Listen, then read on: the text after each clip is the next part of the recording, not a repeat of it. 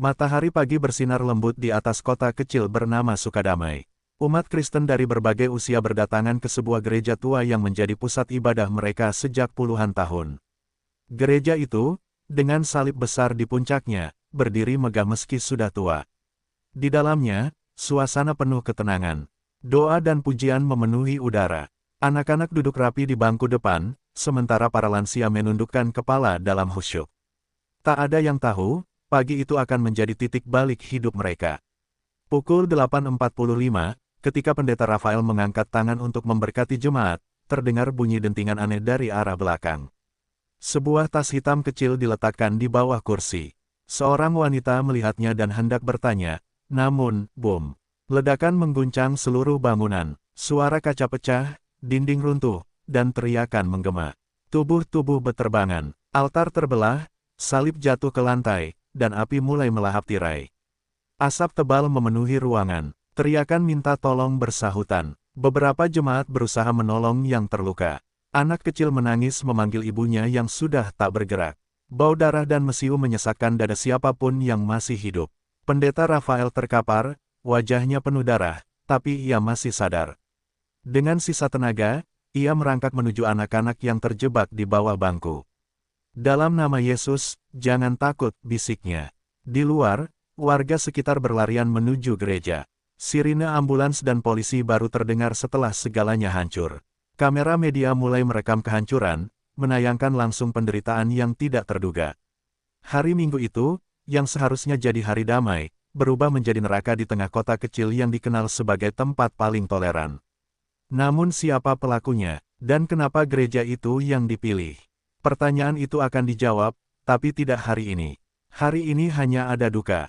Dan langit seolah ikut berkabung, menurunkan hujan lebat di atas puing-puing rumah Tuhan.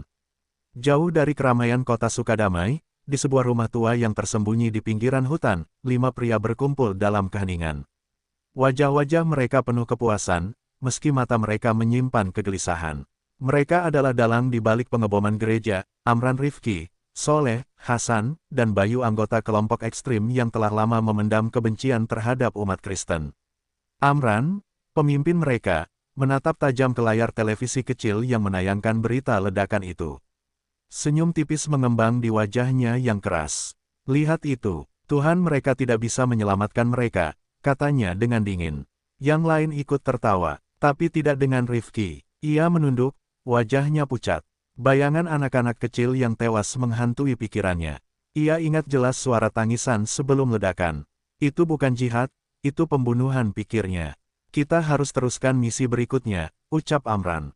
Satu gereja hancur, tapi masih banyak yang berdiri. Soleh mengangguk, kita harus pukul sekali lagi sebelum mereka pulih. Namun Bayu, yang dikenal pendiam, mulai merasa ragu. Apa kita yakin ini yang benar, Bang Amran? Anak-anak juga kena. Mereka bukan musuh kita. Amran membanting gelas ke lantai. Mereka semua sama. Mereka kafir. Kalau kau ragu, keluar. Tak ada yang berani menjawab. Mereka tahu, bertentangan dengan Amran berarti bahaya. Tapi benih keraguan telah tumbuh. Rifki dan Bayu saling pandang, keduanya tahu, ini bukan jalan yang mereka bayangkan dulu. Malam itu mereka tidur dengan gelisah. Di luar, angin menderu kencang. Dan di dalam mimpi Rifki, seorang anak kecil berlumur darah berdiri di reruntuhan gereja, menatapnya tanpa kata. Hanya mata yang berbicara, mata yang tak akan dia lupakan. Sementara itu, di kota, tim forensik mulai menemukan serpihan bom rakitan. Jejak mulai terbaca, dan doa-doa dari umat yang ditinggalkan terus naik ke langit, memohon keadilan ilahi yang takkan pernah luput.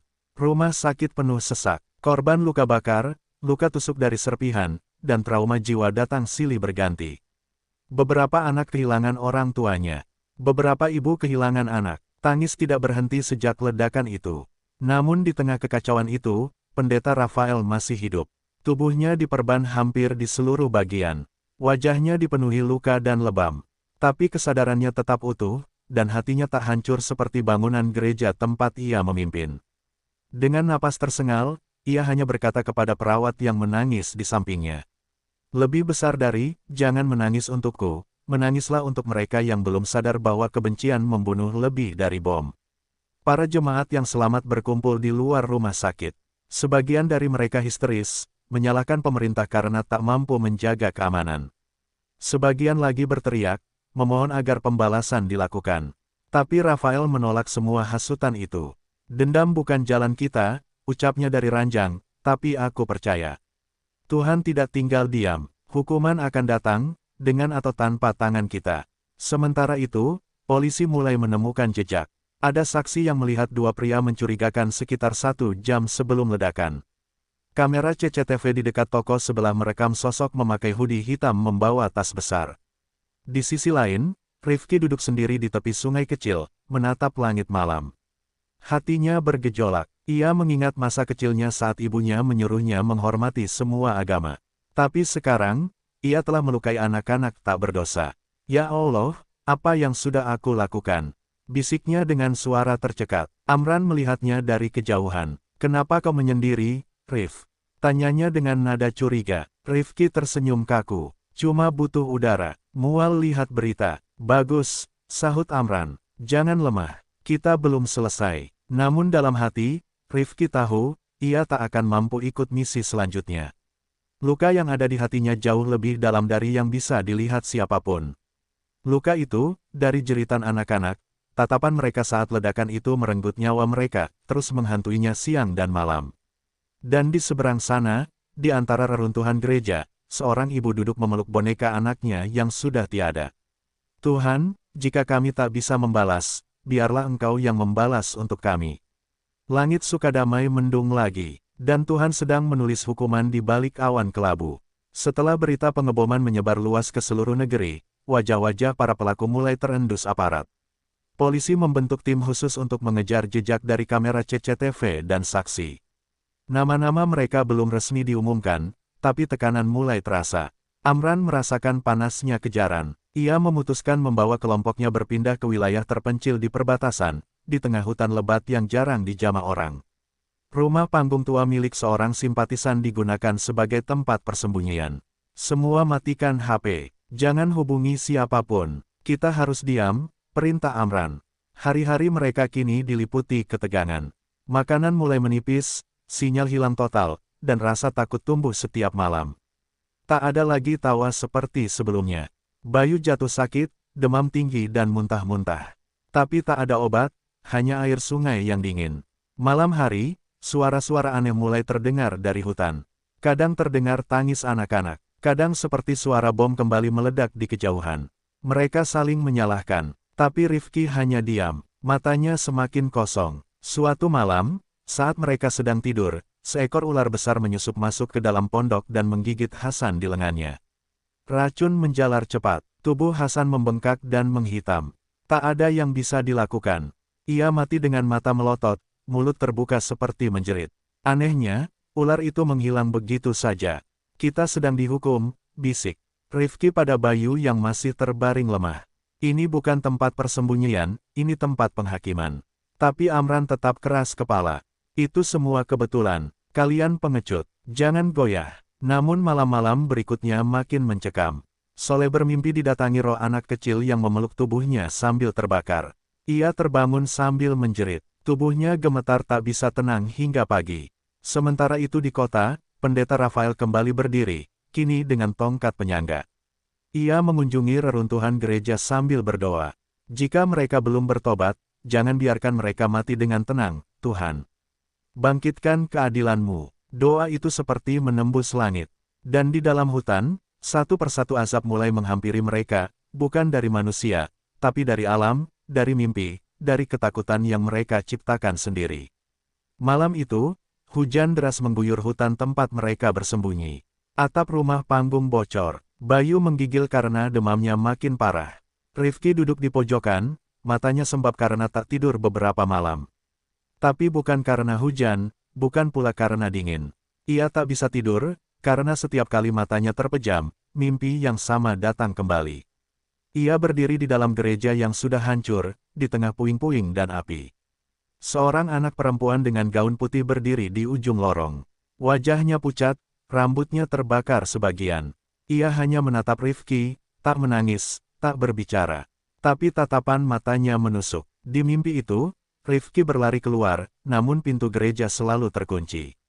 Dan suara pendeta terdengar dari belakang, lirih namun menghantam. Lebih besar dari, kau tahu apa yang kau lakukan.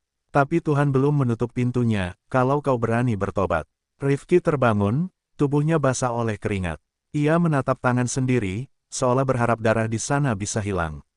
Tapi perasaan bersalah tak bisa dibersihkan seperti noda. Pagi harinya, Rifki bicara empat mata dengan Bayu, yang juga mulai takut.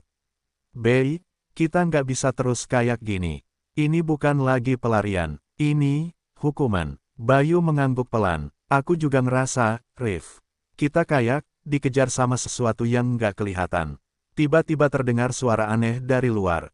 Amran berteriak memanggil. Rifki dan Bayu keluar dan menemukan Soleh.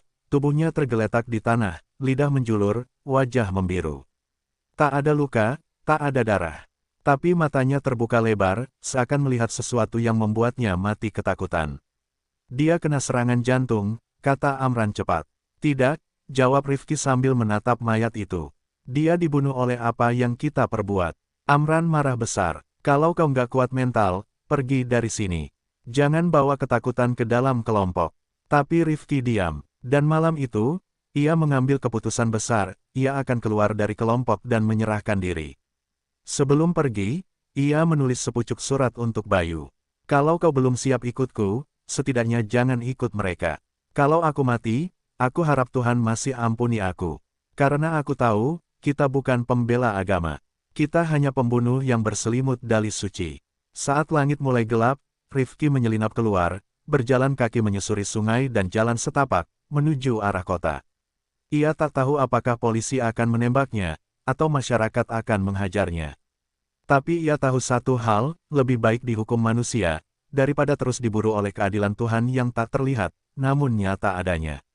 Sejak kepergian Rifki, suasana dalam kelompok makin mencekam. Hanya tersisa Amran, Bayu, dan satu orang lagi, Farel, anggota baru yang masih muda dan penuh kebingungan. Mereka kini berpindah ke gubuk tua di lereng bukit, semakin dalam masuk ke hutan. Tapi dimanapun mereka sembunyi, sesuatu selalu mengikuti. Bayu makin lemah, tubuhnya kurus, batuk berdarah, dan tak bisa makan. Farel mencoba merawatnya, tapi tak tahu harus berbuat apa. Amran tak peduli, ia sibuk menulis rencana baru, masih ingin meledakkan rumah ibadah lain. "Tuhan menguji kita," katanya keras. "Semakin berat ujiannya, semakin dekat kemenangan." Namun malam itu, langit seperti tak tahan lagi. Petir menyambar hutan tanpa henti. Hujan turun deras. Gubuk mereka bocor di segala sisi. Tiba-tiba, suara lolongan aneh terdengar dari luar. Farel menutup telinga, gemetar ketakutan. Bayu menggigil, memeluk dirinya sendiri. Sementara Amran keluar ke halaman, menantang langit. "Kalau ini azab Tuhan kalian," teriaknya, "kenapa aku masih hidup? Ayo, bunuh aku kalau bisa." Dan saat itu juga, pohon di samping gubuk roboh seketika. Batangnya besar menimpa sebagian atap, menghancurkan perapian dan memutus jalan keluar. Amran terpental ke tanah, kepalanya berdarah. Tapi masih hidup. Malam itu, Bayu meninggal dunia, tubuhnya sudah terlalu lemah. Farel menangis. "Kita nggak diserang manusia, Bang, kita dilaknat," katanya. Amran marah, menarik Farel, dan membentaknya. "Kalau kau takut, kau bisa mati bersama mereka." Tapi Farel tak menjawab. Ia melihat darah di dahi Amran, melihat matanya merah seperti terbakar. Bukan lagi manusia yang bicara, tapi nafsu yang menyamar sebagai iman. Di sisi lain kota, Rifki akhirnya tiba di kantor polisi. Dengan tubuh lemah, ia menyerahkan diri. "Aku salah. Aku pelaku pengeboman gereja. Tapi aku ingin bertobat, aku ingin dihukum di dunia sebelum Tuhan menghukumku di akhirat." Polisi terkejut. Ia segera ditahan dan diinterogasi. Tapi pengakuan Rifki membuka pintu besar bagi keadilan. Polisi tahu kini siapa dalangnya, siapa yang masih buron, dan kemana arah pelarian mereka. Malam itu juga, berita tentang pengakuan Rifki tersebar. Umat Kristen di Sukadamai terdiam. Pendeta Rafael, yang mendengarnya, meneteskan air mata. Dia menyerah, bukan karena takut pada polisi, tapi karena takut pada Tuhan, katanya pelan. Dan itulah awal dari keadilan yang sejati. Penjara itu dingin dan sepi. Di dalam sel sempit, Rifki duduk memeluk lutut, menatap kosong ke dinding yang berlumur noda. Tapi untuk pertama kalinya dalam hidupnya, ia merasa tenang. Beban dosanya mulai ia keluarkan satu persatu. Di ruang interogasi, Rifki bicara tanpa tekanan. Ia menceritakan semuanya, siapa Amran sebenarnya, bagaimana kelompok itu dibentuk, siapa saja yang membiayai mereka, hingga lokasi-lokasi tempat mereka bersembunyi. Aku tahu aku tidak akan diampuni oleh manusia, tapi aku berharap Tuhan melihat kesungguhan ini, katanya sambil menatap polisi di depannya. Pihak kepolisian segera bertindak. Dengan informasi yang lengkap, satuan khusus bergerak ke arah hutan tempat Amran dan Farel bersembunyi. Operasi itu disiapkan dengan sangat hati-hati, karena mereka tak ingin korban kembali berjatuhan. Sementara itu, Rifki minta satu hal, bertemu dengan pendeta Rafael. Permintaan itu dikabulkan. Dalam ruang kecil penuh pengawasan, dua sosok yang dulunya berdiri di sisi yang berseberangan akhirnya bertemu. Rifki menunduk, gemetar. Pendeta, saya yang meletakkan tas berisi bom itu di dalam gereja. Saya yang menghancurkan tempat suci Anda. Pendeta Rafael menatapnya lama, sebelum akhirnya berkata pelan. Lebih besar dari, kau telah menghancurkan bangunan kami, tapi tidak iman kami. Tuhan akan menghakimimu, Rifki. Tapi hari ini, aku mewakili mereka yang kau lukai, dan aku memilih untuk memaafkan. Rifki menangis sejadi-jadinya. Ia bersujud, tak mampu bicara. Tangisnya bukan karena takut hukuman, tapi karena hati yang keras akhirnya pecah. Hari itu, berita pengampunan itu menyebar. Banyak yang tak percaya bagaimana korban bisa memaafkan pelaku. Tapi pendeta Rafael hanya menjawab, lebih besar dari, keadilan adalah milik Tuhan. Tapi pengampunan adalah tugas kami.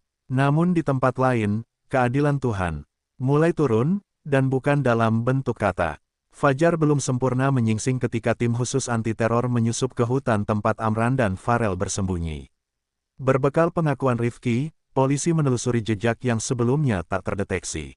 Mereka menemukan gubuk kayu terbengkalai yang sudah hampir roboh, bau busuk menyengat dari dalamnya.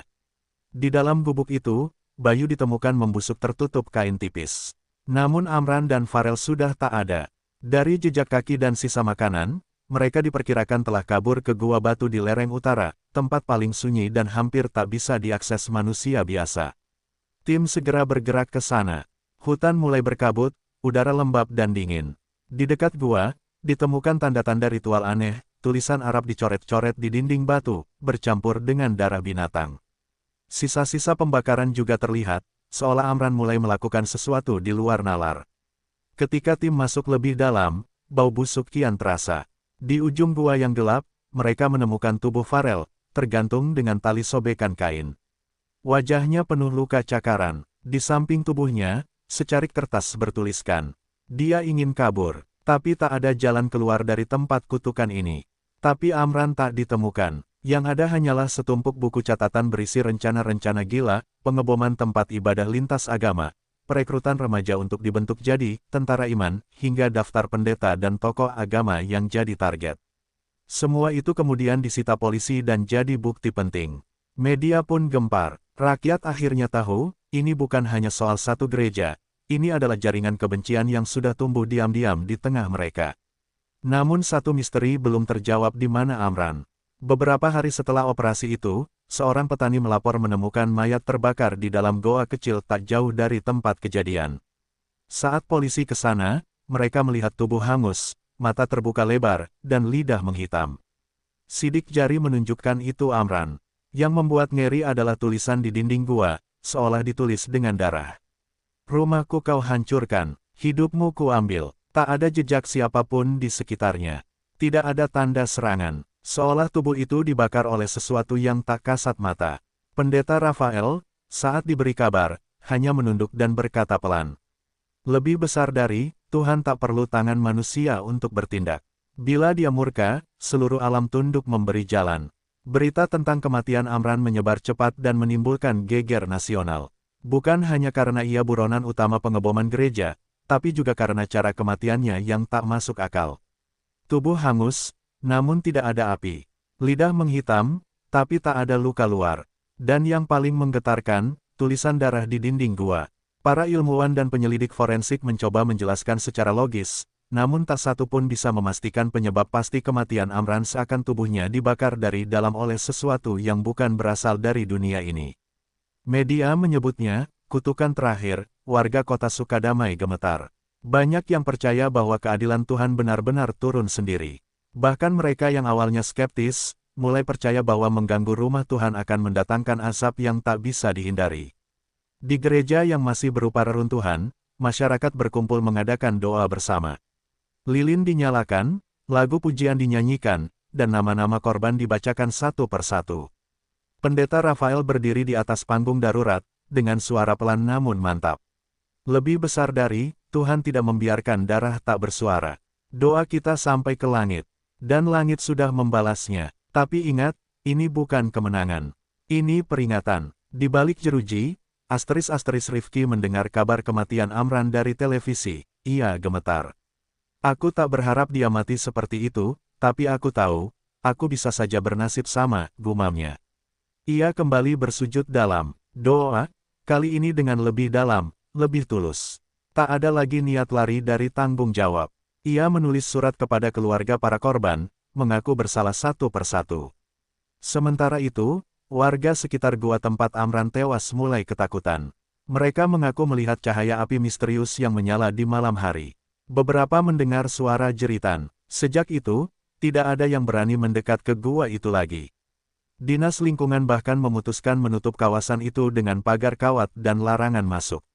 Di depannya hanya ada satu papan kayu sederhana. Tempat ini pernah dikunjungi oleh murka Tuhan.